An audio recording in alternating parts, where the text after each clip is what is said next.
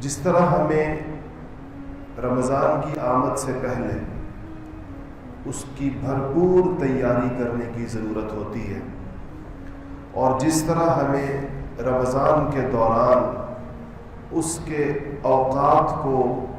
زیادہ سے زیادہ قیمتی بنانے کی ضرورت ہوتی ہے، ایسے ہی ہمیں رمضان کے بعد ایک محاسبے کی ضرورت ہوتی ہے۔ رمضان کے بعد محاسبہ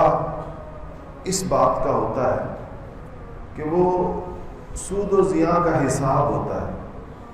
کیا کھویا کیا پایا، اس کا حساب رمضان کے بعد انسان کو کرنا چاہیے۔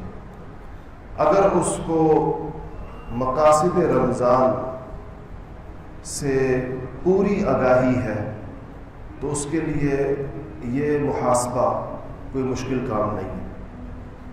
یہ احتساب اس کے لیے کوئی مشکل نہیں ہے اپنے آپ کا، جس میں وہ اپنے آپ سے پوچھ سکتا ہے، اپنے آپ کو دیکھ سکتا ہے، اپنے معمولات کا جائزہ لے سکتا ہے، اپنی قلبی کیفیت کو دیکھ سکتا ہے،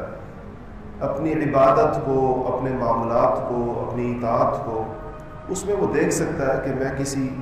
تربیت سے گزرا ہوں یا نہیں گزرا۔ تو رمضان المبارک ہمارے پاس اس لیے آیا تھا کہ ہم اس مہینے کے اندر ان چیزوں کو ٹھیک کریں، اور اب یہ وقت ہے کہ ہم اس کو دیکھیں کہ اگر واقعتاً ہم یہ محسوس کریں کہ ہم کسی تزکیے سے گزرے ہیں، ہم کسی اصلاح کے عمل سے گزرے ہیں، اب یہ 11 مہینے اگلے رمضان تک جس کی زندگی ہوگی، جس کو اللہ پاک عطا فرمائیں گے، تو اس کے لیے اللہ تعالیٰ کے احکامات کے اوپر چلنا آسان ہو جائے گا۔ اس کے لیے اپنے نفس اور اپنی خواہشات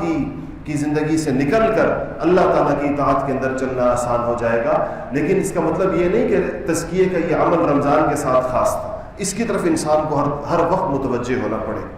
اس کے لیے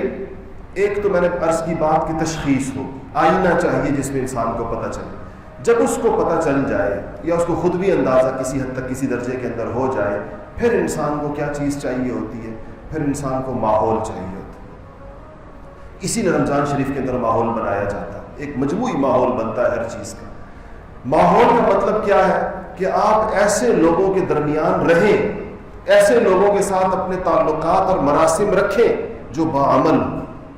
جن کے ساتھ دیکھیں آپ نے زندگی میں تجربہ کیا ہوگا، آپ کسی پابند نمازی کے ساتھ بیٹھے ہیں جو جماعت سے نماز پڑھتا ہے، پابند نمازی ہے، جیسے ہی اذان ہوگی تو وہ خود بھی نماز کی تیاری کرے گا اور آپ کو بھی تنبہ ہو جائے گا، آپ بھی اٹھ کر۔ کتنے لوگ ایسے ہیں جو اس مروت کی وجہ سے، اس خیال کی وجہ سے کہ کسی کے پاس گئے ہوتے ہیں تو یہ اچھا نہیں لگتا کہ وہ نماز پر چلا جائے، ہم بیٹھے رہیں، تو کہتے ہیں چلو نماز ہم بھی پڑھ لیتے ہیں۔ یہ اس صحبت کی برکت سے پڑھی یا نہیں پڑھی جس کے پاس یہ گیا تھا؟ اور کتنے نمازی ایسے ہوتے ہیں جو جب بے نمازیوں کے پاس بیٹھے ہوئے ہوتے ہیں،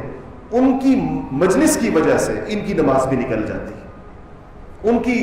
گفتگو کی وجہ سے، ان کے معاملات کی وجہ سے عین وقت نماز کے اندر وہ کوئی اتنے اہم چیزوں کو چھیڑ بیٹھتے ہیں کہ آپ کی نظر جب گھڑی پر جاتی ہے تو آپ کہتے ہیں او ہو جماعت نکل گئی۔ ایسا ہوتا ہے یا نہیں ہوتا؟ یہ کیوں ہوتا ہے؟ یہ اس صحبت کی وجہ سے ہوتا ہے جس کے پاس ہم بیٹھے ہوئے ہیں۔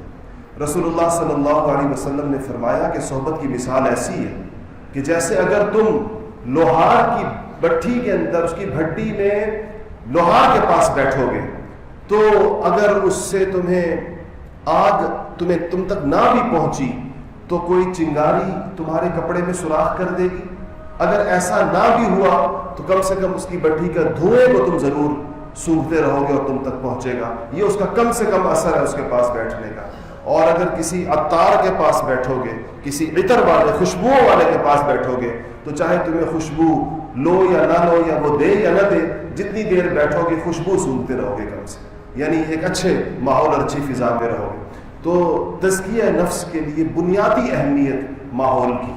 کہ انسان ایسا، اور ماحول سے مراد کیا کہ آپ کے اٹھنے بیٹھنے کا حلقہ،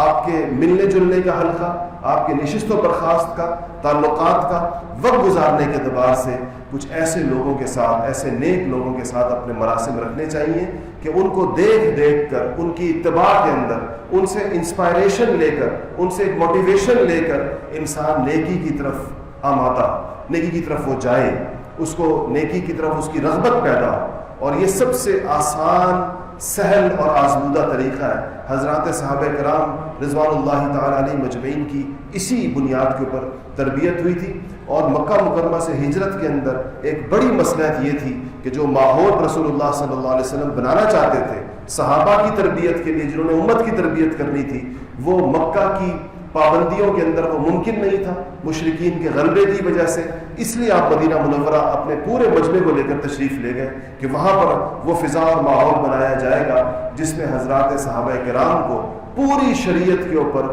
عمل پیرا ہونے کے مواقع بھی دستیاب ہوں گے، اور عملاً رسول اللہ صلی اللہ علیہ وسلم کی صحبت کے اندر وہ ان مناظر کو دیکھیں گے اور اس کو اپنی طبیعتوں کے اندر لائیں گے. تو میرے بھائیوں اور دوستوں، یہ ہماری ضرورت بھی ہے.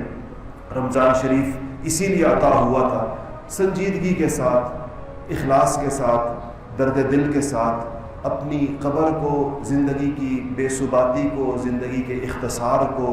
زندگی کے تھوڑا ہونے کو سامنے رکھتے ہوئے آخرت کے دوام کو، آخرت کی ہمیشگی کو،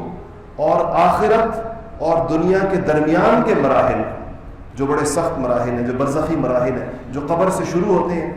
اور وہ جو یوم آخرت ہوگا جس میں حساب کتاب ہوگا، نامہ اعمال پیش ہوں گے اور نامہ اعمال حوالے ہوں گے اور جنت جہنم کے فیصلے ہوں گے. اس